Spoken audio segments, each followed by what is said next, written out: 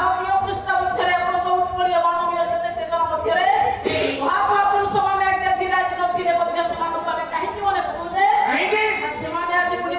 मनुष्य को जे वरिष्ठ केवल धर्म पाई जगत रे जे प्रतिष्ठित केवल कर्तव्य कर्म पाई आज्ञा याले कोटी वर्ष बुडी जाउथिला बेला गोटे वंश बुडी जाउने काहे आज्ञा प्रतिष्ठित होला जीवन होला ଏହା କେବଳ ଦୁର୍ଯୋଗର କୁକର୍ମ ଆଉ କିଛି ନାହିଁ ଆଜ୍ଞା ନାଇଁ କାହିଁକି କୁକର୍ମ ହେଲା କାହିଁକି ଆଜ୍ଞା ପିତାମାତାଙ୍କର ସଂସ୍କାର ନଥିଲା ସେଇଥିପାଇଁ ମହାଭାରତରେ ଆମେ ଏତିକି ଶିକ୍ଷା ଲାଭ କଲେ ଜଣଙ୍କର ପାଞ୍ଚଟା ପୁତ୍ର ନିଜ ଔରସ ପୁତ୍ର ନ ହୋଇ ମଧ୍ୟ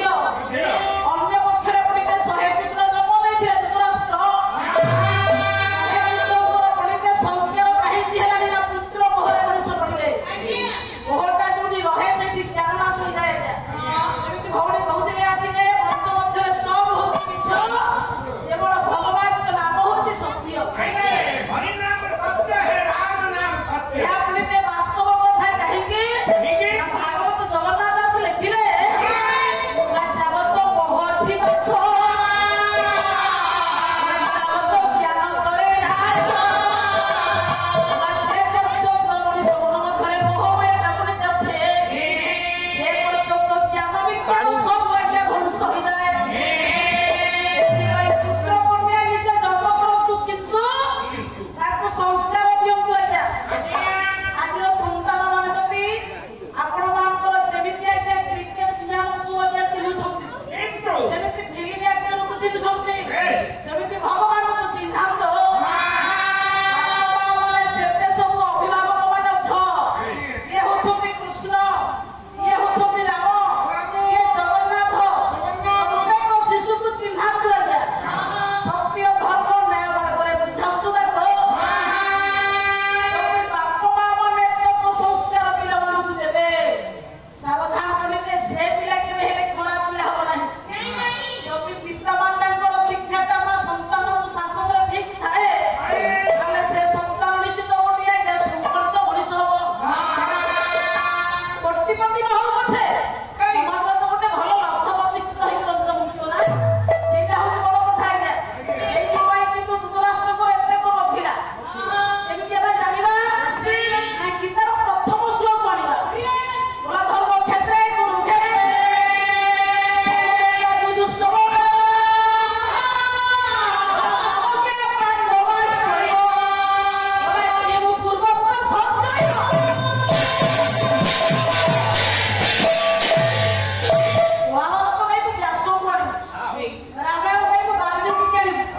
ଜଗନ୍ନାଥଙ୍କର ସଂସ୍କୃତ ଗାଇବୁ ଜଗନ୍ନାଥଙ୍କର ମଙ୍ଗଳ ପାଣି ବ୍ୟାସଙ୍କ ସ୍ତବ ପୁରାଣ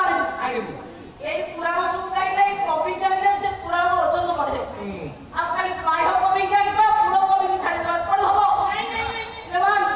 ତାହେଲେ ପୁଣି କହିବାର ଅର୍ଥ ଧର୍ମ କ୍ଷେତ୍ରରେ କୁରୁକ୍ଷେତ୍ରରେ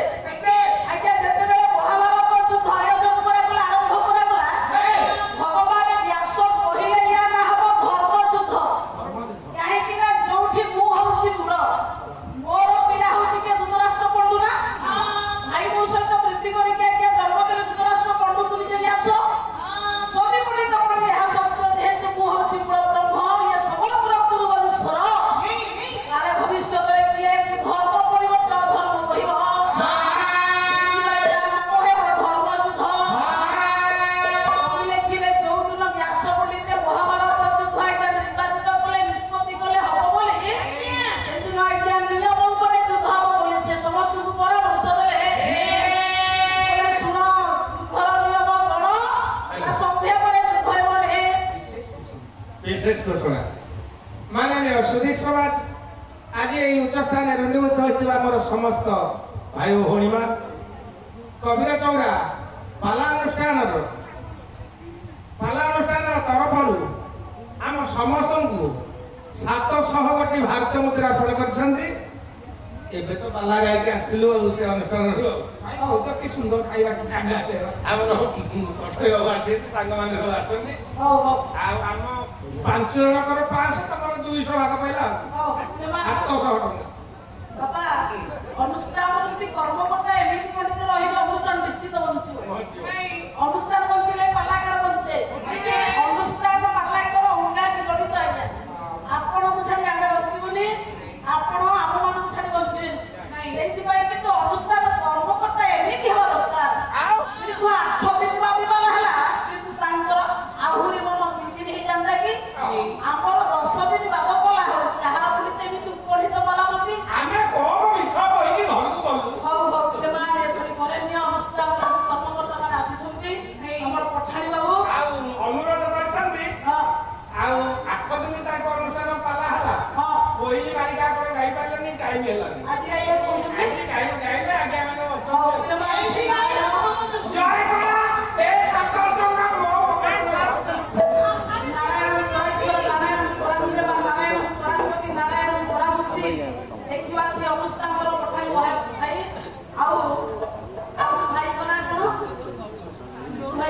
ତାଙ୍କର କଲ୍ୟାଣ କରନ୍ତୁ, ନାରାୟଣ ମଙ୍ଗଳ କରନ୍ତୁ, ଐଶ୍ୱର୍ଯ୍ୟ ସତ୍ୟ ସତ୍ୟ ଶାନ୍ତି ଦୟାକ୍ଷମା ଧର୍ମ କାମମୁଖ୍ୟ କରନ୍ତୁ,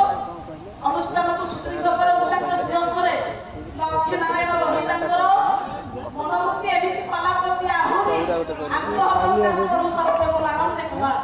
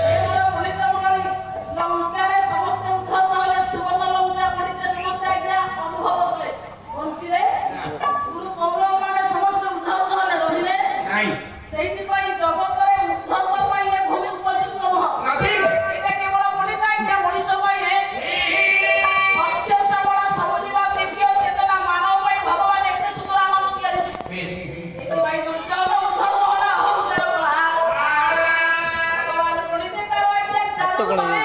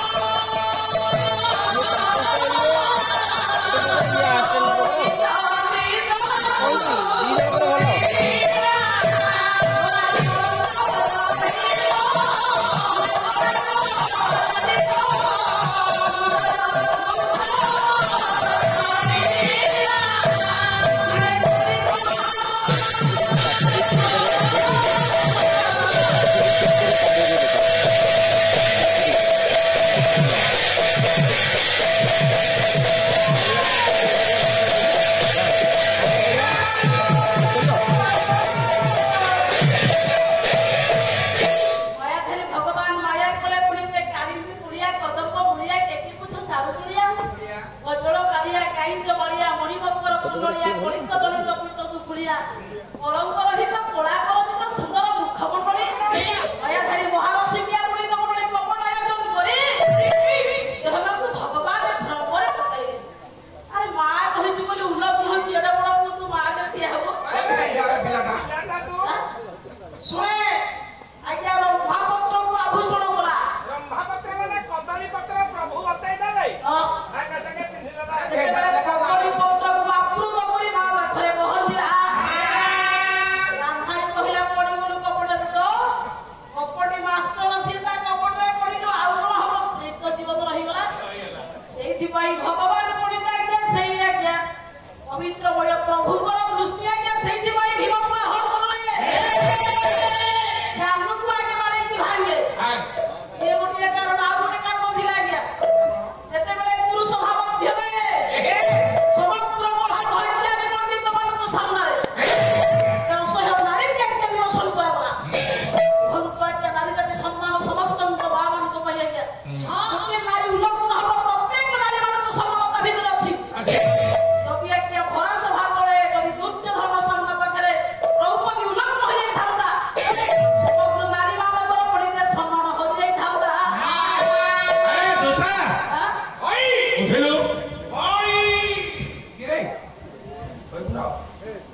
আরে যারা তো সন্তান এমানে পাণ্ডব পাঞ্চ ভাই হারিগলে রে বসা খেলারে হারিগলে ভাই তো যারা আজ্ঞা সত্যি বড় গায়ক গায়িকা মানে গাউଥିଲା আজ্ঞା গাউଥିଲେ না হচ্ছে পাহাড়িয়া কেদার মানে পাহাড়িয়া কেদার মানে উপরକୁ মানে পাহাড় বলে মুন্ডিয়া কেদার বলে বিল সারা কত পাহাড় উপরକୁ উঠব বিলেরে না দৌড়ি পড়ব তଳକୁ ଆସୁଥିବ ପଦ মানে দুর্যোধন আদেশ দଉଛି দুঃসাক আচ্ছা কোন আদেশ ଦେଲା ভাই ভাই এনে তো ওটা পড়িতে ওটা বজেই ওলা সফারে দুর্যোধন রাজন ডাকিলারে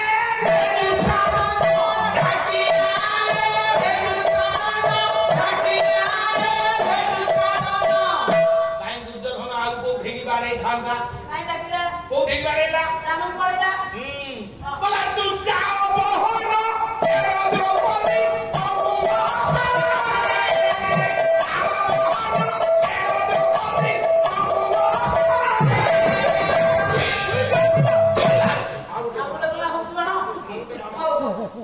অভারে দুর্যোধন রাজন ডাকিলা রে তু শাসন তু যাও বহন তেরো দ্রৌপদী অঙ্গু বসন পণ্ডিতে গোটে নারীর সম্মান হব সমগ্র নারী ମାନଙ୍କୁ ন্যায্য ଅଧିକାର ଦେବା ପାଇଁ ଦ୍ରୌପଦୀ ସହିତ ବିଦ୍ରୋହ କଲା। ପ୍ରଭୁ ଯଦି ମୁଁ ଲଗ୍ନ ହେଇଯିବି ତାହେଲେ ଇତିହାସରେ ନାରୀ କେହି ଭୟ କରିବେ ଯଦି ଭରା ସମାଜରେ ଗୋଟେ ନାରୀର ଉଲ୍ଲଗ୍ନ ଥିଲା ସମସ୍ତେ ଦେଖିବେ ଜଗତ ନାରୀକି କାହିଁକି ଭୟ କରିବ? ନାରୀ ଉଲ୍ଲଗ୍ନ ଚେହେରା ପ୍ରତି ଆକୃଷ୍ଟ ହବ ତା ଜୀବନ ବିନାଶ ହେଇଯିବ ତା ଜୀବନ ବଦଳ କରିଯିବ ତା ଜୀବନ କେବେ ହେଲେ ସନ୍ତୁଷ୍ଟ ହବନି ଅସନ୍ତୁଷ୍ଟରେ ଯିବ। ସେଇଥିପାଇଁ ପଣ୍ଡିତେ ଦୁର୍ଯ୍ୟୋଧନ ଅହଙ୍କାରକୁ ଭାଙ୍ଗିବା ପାଇଁ ଭଗବାନଙ୍କୁ ଡାକିଲା ପଣ୍ଡିତ ଆଜ୍ଞା ଦ୍ରୌପଦୀ ପ୍ରଭୁ ଯଦି ନାରୀକୁ ଆଜି ନ ରକ୍ଷା କରିବୁ ସମ୍ମାନ ଯଦି ତାର ନ ବଞ୍ଚାଇବୁ ଭବିଷ୍ୟତରେ ନାରୀ ମାନଙ୍କର ପ୍ରଭୁ ଲଜ୍ଜା ରହିବନି କେହି ଖାତିର କରିବେନି। ଏ ମୋର ପଣ୍ଡିତ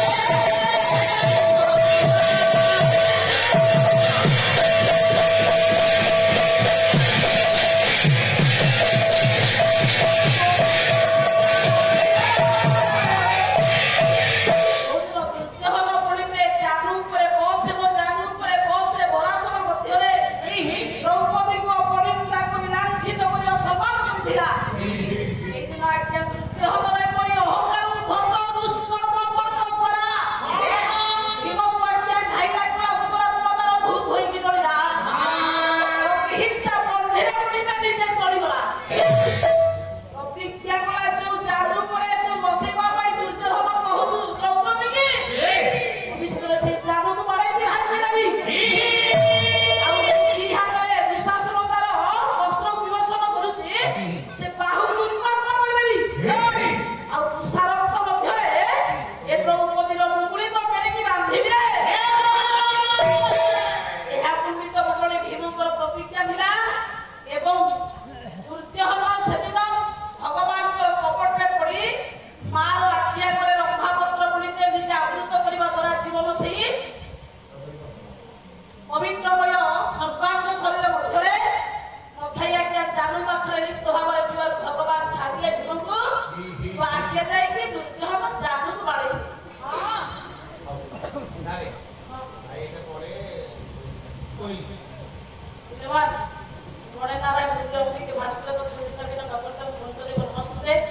देखिवा मात्र विद्याबुद्धि परिपूर्ण करंतु विसर्ज सत्य सत्य गायत्मा धर्मर्थ काम मध्य चतुर्वर्गर फल दियंतु सर्वे गुलाम देखिवा भाई कार गाड़ी चाबी हज जाई अनुष्ठान पाखरे अछि आपण आसी नै जांतु जदी न मिली से गाटा भागी दे नहीं गाड़ी चाबी भांगिया पूर्व आसंतु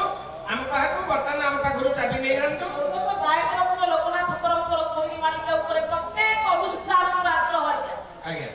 प्रत्येक अनुष्ठान कर्मकर्ता आरंभ दर्शक मानकर कलाकार तारी से इत्यादि को समस्त लड़ाई आज्ञा कहीं आज्ञा से गीतर प्रकृत भक्ति थिला से गीतर गोटे भक्तर पवित्रमय दरखास्त भगवान थिला जो अलिखित ठिकଣା भगवान को पाइबार स्वतंत्रता जो पवित्र अक्षर भगवान प्रति जीवन उत्कंठित करिबार तो मान भावना से पवित्रमय भीतर पड़े थिला रासुन आज्ञा गायक लोकनाथ बाला जगत माइली कुलिया थिला जेतेबेले कर्कट रोग आक्रमण कला भेलर डाक्तरखाना ओडिशार सरकार पुलिते पठेला संपूर्ण गंगाधरपुर स्टेशन ठारू भेलर पक्ष दरलक्ष मागणा करागला बिना टिकट सेठी पढ़ित भली गायक लोकनाथ ओडिशार माटी छाड़ी अनुभूतिर कथा पाला जगत जो अनेक वर्ष काटिथिले ओडिशार पुरापली अंचल मध्य आरंभ करी आपण मानकर जो सुंदर भविष्य सुंदरमय भक्ति सुंदरमय जो विश्व माल्य करताली आपणकर पवित्रमय स्नेह तांक मनकु जे काटिथिला आ से पवित्रमय भक्ति की मन पकाई अनुभूति करिवार जो पाला गाइबार जो आनंद से आनंद को निजर दरखास्त भाବରେ भगवान को अर्पण करथिले जेमा आरंभ होइथिला करू सरिथिला पडी देखियो पर्यंत गायक लोकनाथ पवित्रमय शिवଙ୍କୁ ବରରେ ବଳିୟାନ ହୋଇ ପାଲା ଜଗତର ମାଳି ଖୁଣ୍ଡିଥିଲା ପାଲାଟି ପ୍ରଥମେ ଭଲ ହଉନଥିଲା ବାଇଗଣ ବାଟିଏ କରିଥାନ୍ତେ ରାଗରେ ତିନି ଚାମର ଦିଅକୁ ପୋତିଲେ ଯେ ବାଇଗଣ ମାରିଲେ ଭଗବାନ ବଡ଼ ଜବ କିନ୍ତୁ ଯାହାକୁ ରଖିବ ସେମିତି ମାରିବ ସିଏ ଯାହାକୁ ଭଲ ପାଇବ ତାର ବା କୀର୍ତ୍ତି ଗୁଣକୁ ଦରକାର ସ୍ୱପ୍ନ ହେଲା ଲୋକା ଯୋଉଠି ପୋତିଛୁ ତାକୁ ଖୋଳିଲା ବେଳକୁ ନୂଆ ଚାମର ନୂଆ କିଛି ବାହାରିଲା ଆଜ୍ଞା ତାକୁ ଧରି ପାଲା ଜଗତରେ ଏମିତି ସ୍ୱତନ୍ତ୍ର ଜାଗାକୁ ତିଆରି କଲେ ଯେ ବିଧାତା ଗୋଟେ ସୁନ୍ଦର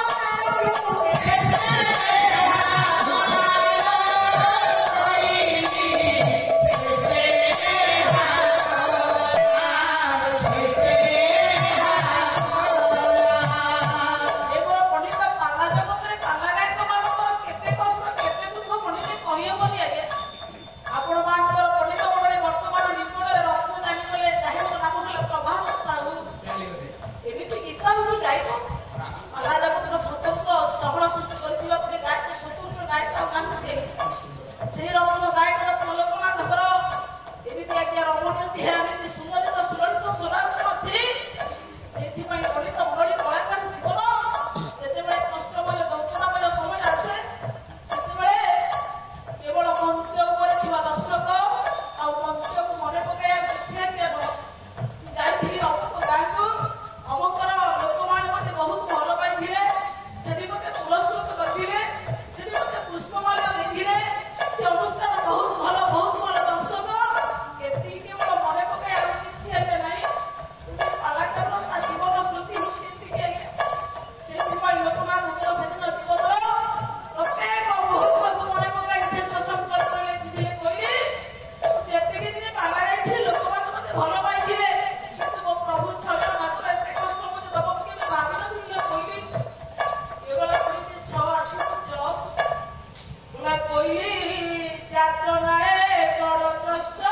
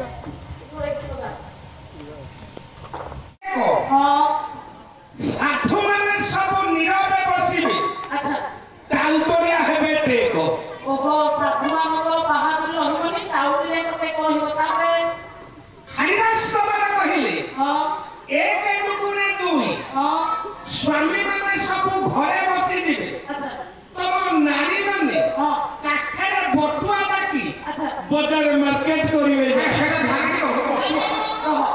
नारी माने बाहर बुलिबा अशुभ संकेत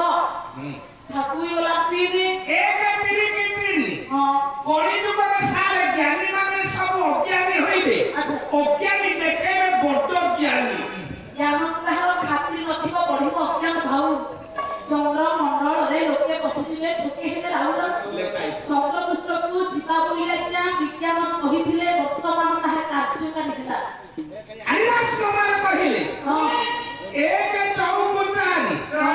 एबे इलेक्शन पाइला हां ये भला राजनीति राज्य रे व्यापीची अच्छा सारे सब ऑफिस रे चोरी चोर जे प्रबल होइबे केही काहको मान देता परे एक पंचायत को 5 हां अल्लाह सुमार कहिले हां एक पंचायत को 5 अच्छा एक गरीब गुहारिया क्या कागे गरीब अच्छा सब ऑफिस रे लांच जहा कहू बाबू मैं कितने नालानी दु बाबू आईनी तला रोई खाई गला मोरे इंद्रा सपने मिलिला ताहले पढिते निज इनकम रे बड़ लोक हो जे राताराती बड़ लोक होई कि बहुत आज्ञा धन संचित करिवो से धन सात पुरुष को जीवन अल्लाह सुमार कहिले अच्छा एक सोहकछ हां घरे घरे पूरी मदर बोतल हां बापा आगे टेके बहु जलवे तो भाई गया तापरे एक 27 को 7 हां बापा मां बुढ़ा बुढ़ी हे गेले नुआकिरी पुओ बहु मैरिज करछंती हां भुवनेश्वर सुमुना देखि दिबे फिल्म देखि दिबे हां हिरो हुंडारे धरा धरी हेले हाथ आशा सुंदरी